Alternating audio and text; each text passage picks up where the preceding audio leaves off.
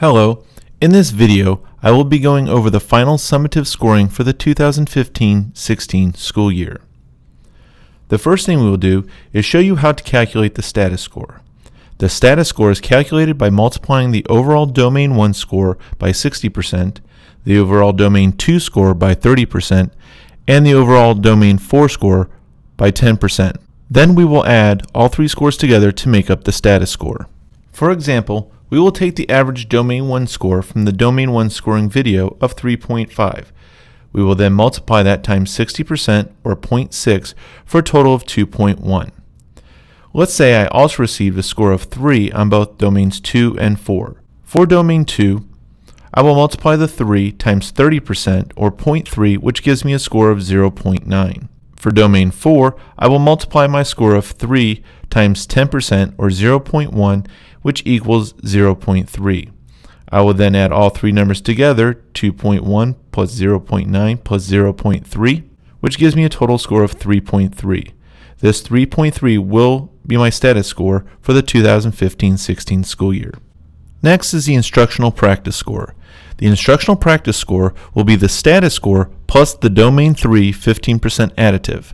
The instructional practice score will make up 65% of the teacher's summative evaluation. To obtain the instructional practice score, we will take our status score of 3.3 and the Domain 3 additive score from the previous video of 0.5 to get a total instructional practice score of 3.8. This gives me an instructional practice rating of highly effective. My instructional practice score of 3.8 makes up 65% of my final summative evaluation score. Therefore, my instructional practice score of 3.8 is then multiplied by 65% or 0.65 to give me a score of 2.47 towards my final summative evaluation score. The student performance measure makes up the other 35% of my final summative evaluation score.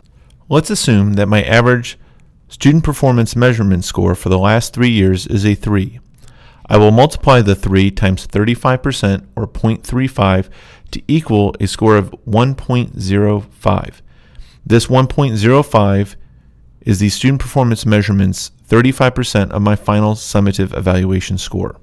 To obtain my final summative evaluation score, I will add the instructional practice score of 2.47 plus the student performance measurement score of 1.05 to give me an overall score of 3.52, which gives me a highly effective rating.